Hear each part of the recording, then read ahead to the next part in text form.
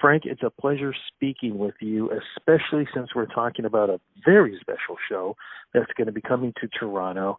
And really, it represents the music and history of, I could easily say, the greatest four individuals ever put together to make music ever when it comes to the history, if we want to use the term rock and roll, the Beatles. Explain to the folks what's going to be coming to Toronto and where is it going to be happening. Well, the show is called Ones, the Beatles' number one hits, and it's coming to Meridian Hall.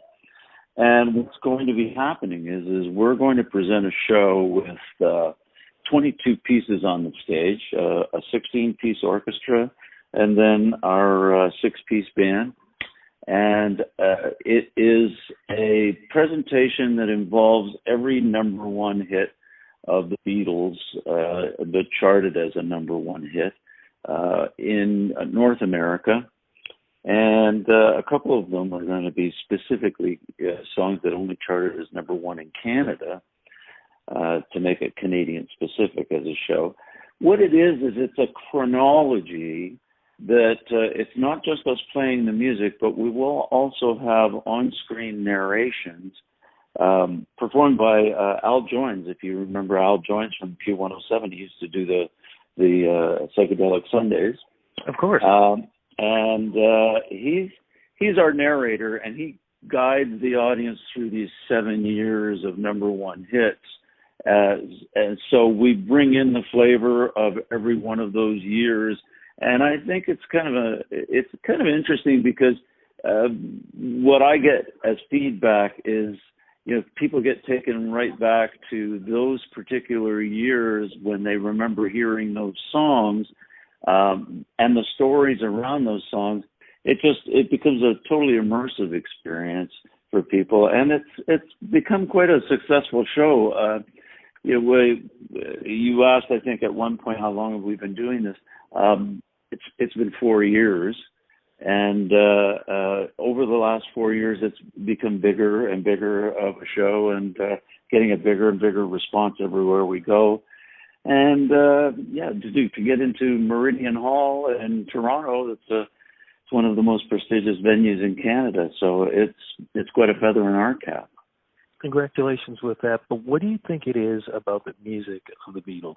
Why is it timeless? Why does it still resonate? In fact, I was doing just a week ago Indie Week, and I was talking to a lot of indie artists. When I asked them about their influences, no lie, several times, the Beatles came up. They feel influential. Well, the Beatles are, in many ways, the pioneers and innovators of both the music business, the recording industry, the songwriting industry. They changed the face of everything because up until the Beatles, it was unheard of that a band would write their own material and then go out and make albums with their own songs. It was always individual artists that were presenting songs that were, from time-tested and proven songwriters. And so the McCartney and Lennon team just changed all that. That was the immediate impact. Then, the ongoing impact was that they kept upgrading their presence and their style of music and their writing and everything from their image to, because they would get their image out with their movies, for instance, Hard Day's Night and Help. All of a sudden, there was a whole new paradigm being formed for the music business as to what a band could actually accomplish and do. These things never happened before. You would get bands making guest appearances on Surfer Beach shows or, Beach Blanket something or other shows, but you would never have an entire movie that was devoted to a specific band. And culturally, I think that changed the planet.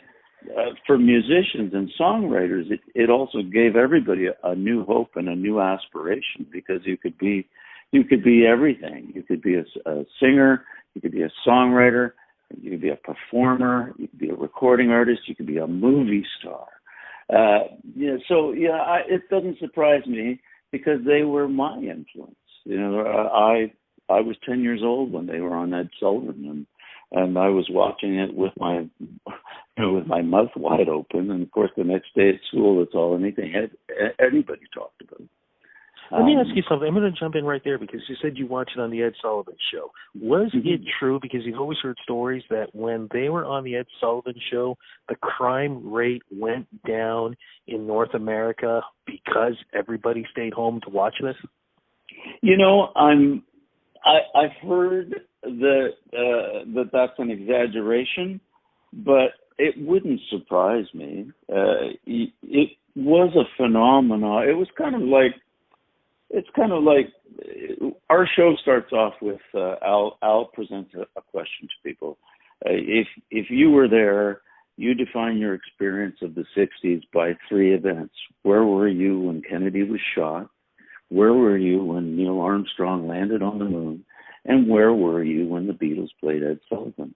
And that's how we start the show. And the important part of that question is that these are the bonding effects, the bonding events that really pulled the entire world together. Not just North America, but the entire world came and sort of converged around the music of the Beatles. So, yeah, it wouldn't surprise me in the slightest if the crime rate went down. No, not at all. I'm just curious, though, even though we're going to be hearing, the music, we're going to see the band performing, will there be visual effects or anything like that involved in this? There wouldn't.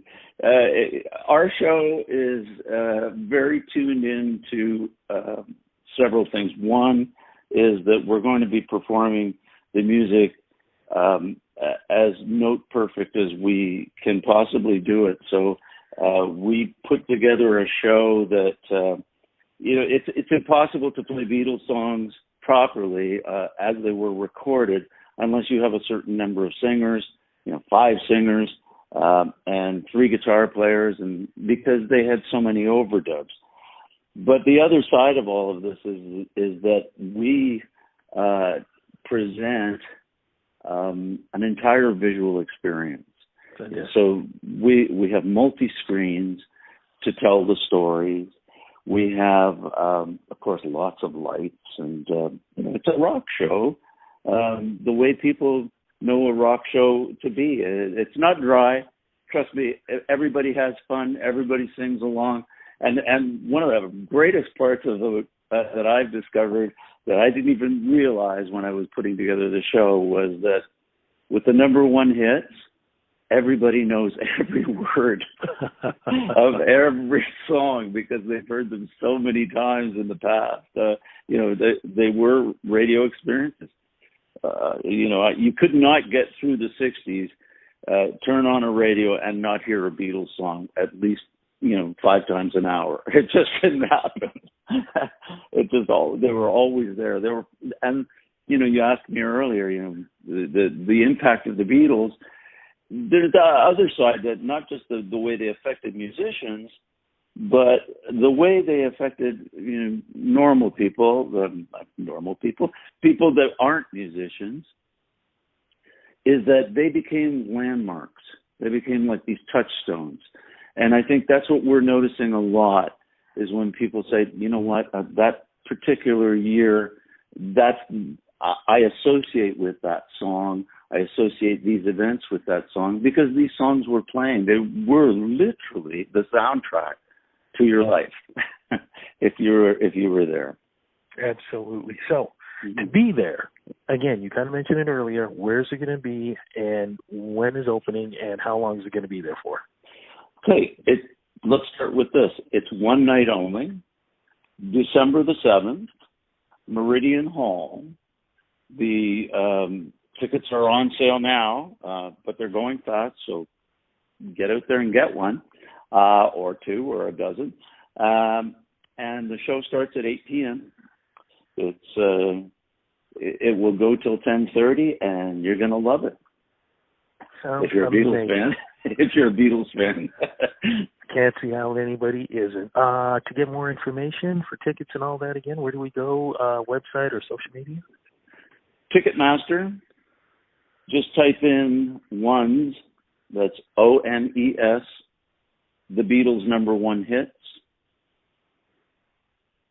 And Ticketmaster is the official site to buy tickets for the Meridian Hall.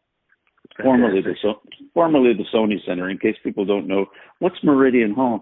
It used to be the Sony Center, or the Hummingbird. Or I know people that still call it the O'Keefe Center. And I've been through all of them too, my friend. Look, Frank, thank you so much for this interview. Really looking forward to seeing the show. What a way to go back. Thanks so much for your time as well. Thank you.